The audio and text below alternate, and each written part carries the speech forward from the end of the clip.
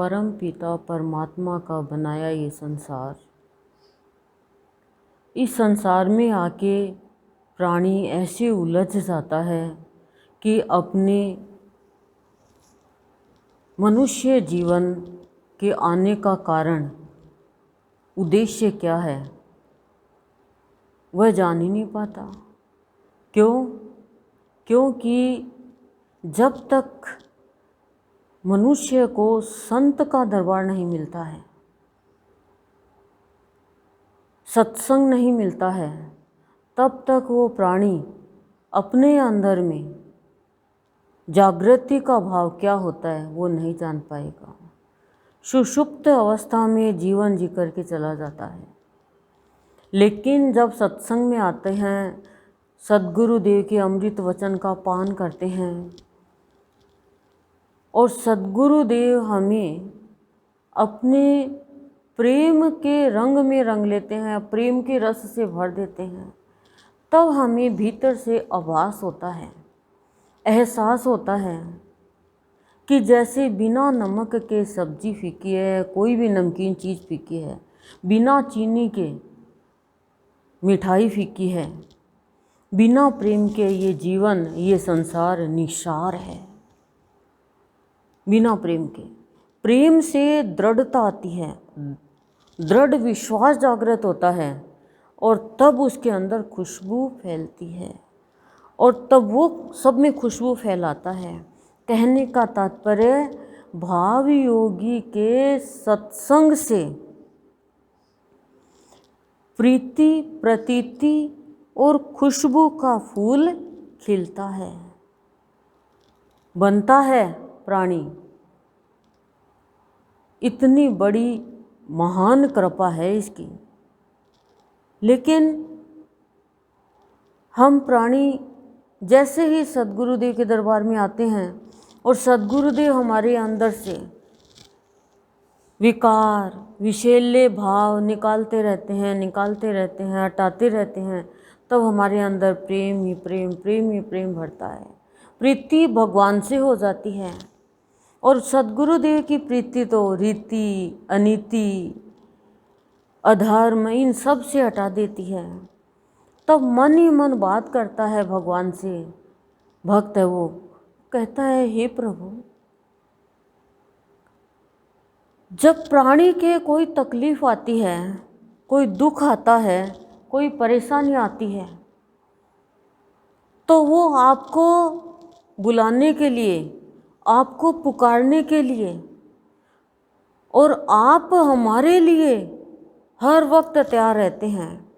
दिन हो, रात हो, सुबह हो, शाम हो, जाड़ा हो, बरसात हो, जून हो, दिसंबर हो, चाहे कोई भी कुछ भी समय हो, भगवान हर वक्त हमारे लिए तैयार रहते हैं। लेकिन हम प्राणी, कभी हमें बीमारी का डर, कभी हमारे बच्चों की प्रॉब्लम, कभी पति की प्रॉब्लम, कभी ससुराल की प्रॉब्लम, कभी पीहर की प्रॉब्लम, कभी शारीरिक प्रॉब्लम, कभी आलस्य आ जाता है, कभी भोग में चले जाते हैं, कभी क्या समस्या, कभी क्या समस्या। सत्संग चल रहा है, हम बीच मझधार में सत्संग छोड़ के दुनिया को महत्व दे देते हैं। तो ऐसा लगता है हमारे अंदर इसीलिए खुशबू नहीं फैल पा रही है, क्योंकि हमारे अंदर दृढ़ विश्वास नहीं है। जिसके अंदर दृढ़ विश्वास है वो प्राणी खुशबू फैलाता है संत की। लेकिन कई बार सोचते हैं कि कैसे हम बच्चे हैं, हमारे तो अनेक समस्या आ जाती है, हम तो अनेक बहाने बना लेते हैं। नींद का बहाना बना लेते हैं, व्रत का बहाना बना लेते हैं, कोई मेहमानों का बहाना बना लेते हैं, कोई श्रावण सुत्ती का बहाना बना लेते हैं, कोई शादी का बहाना बना लेते हैं। हम तो अनेक बहाना बना करके और सत्संग को हमारे ही जीवन को हम दुर्गंधमय बनाने के लिए तैयार हो जाते हैं। आज सुबह ही गुरुदेव से यही बात चल रही थी कि गुरुदेव क्या करते हैं हम, आपको तो हम चाहे जो परेशान कर देते हैं और आप हमारे लिए हर वक्त तैयार रहते हो। जैसे एक सैनिक तैयार रहता है खड़ा हुआ देश की रक्षा के लिए, ऐसे हमारी रक्षा के लिए आप दोनों हर वक्त तैयार रहते हो। और हम बच्चे ऐसे नादान कि आपके दान की कीमत नहीं जानी, आपके भक्ति की कीमत नहीं जानी, तो हम क्या कर रहे हैं? तो गुरुदेव क्या कहते, जवाब देते हैं कि प्रेम की कमी है।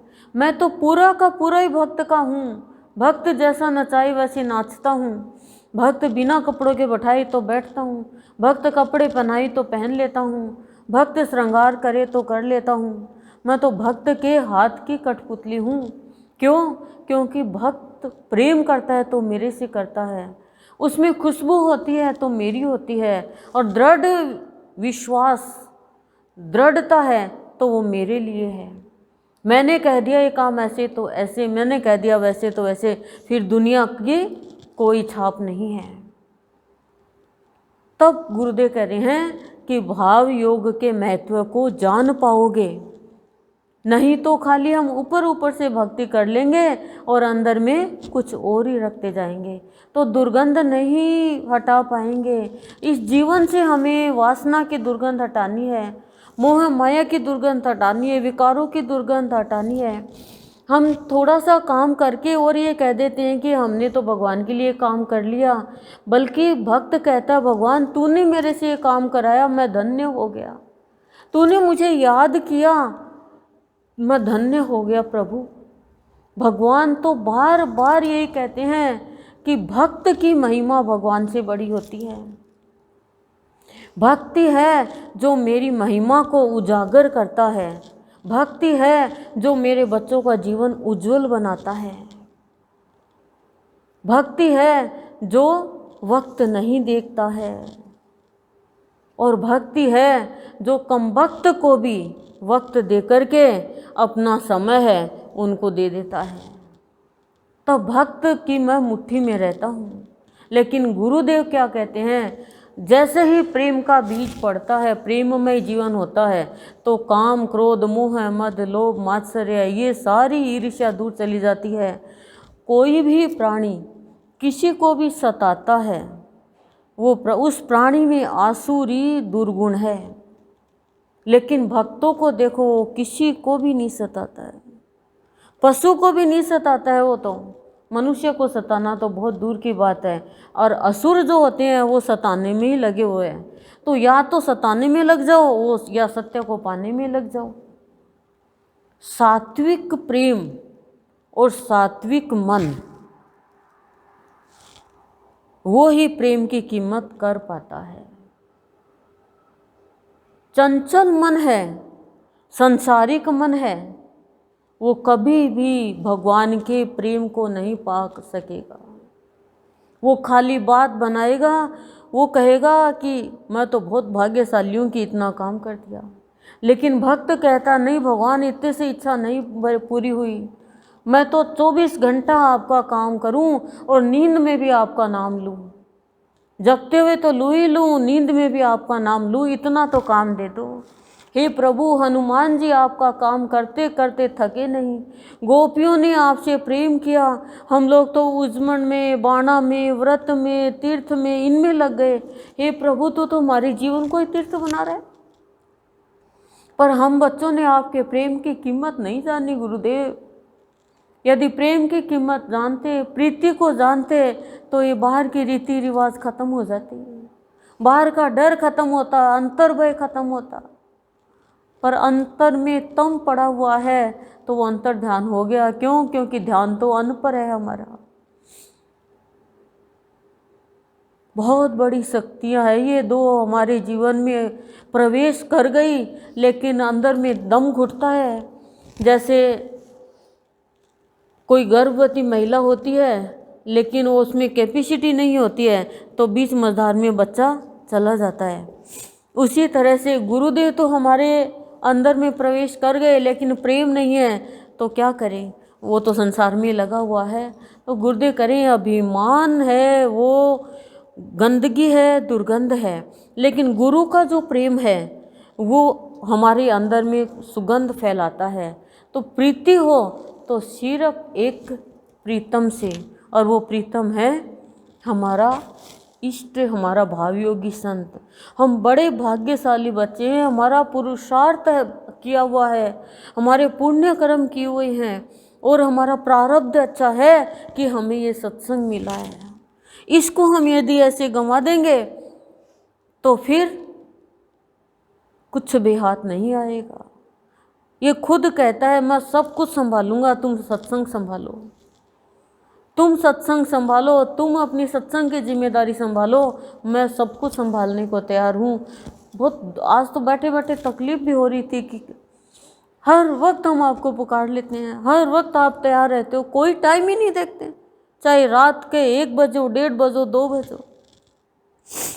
पर हम कितने तैयार हैं।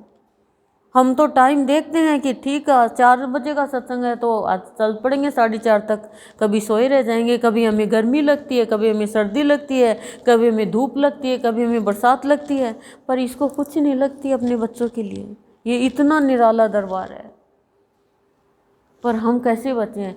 तो गुरुदेव हमें कहते हैं कि जो न्योछावर हो गया मेरे चरणों में, शरण ले ली मेरी, तो कह रहे हैं गुरुदेव कि जिसने शरणागत पाई है और मेरी शरण में जो आ गया है उसकी रक्षा मैं करूँगा, उसके अंदर सात्विक प्रेम मैं भरूँगा और उसके अंदर प्रेम से दृढ़ निश्चय आएगा, दृढ़ निश्चय आएगा तो वो खुशबू ही फैलाएगा, कभी भी वो दुर्गंध नहीं फैलाएगा किसी के भी जीवन में, और वो निर्भय होके जीवन यापन करेगा और वो यही कहेगा हे प्रभु बस आपकी सेवा, आपके लिए कर्म, सात्विक कर्म मिलता रहे और मेरा जीवन है वह होता रहे। ओम शांति शांति।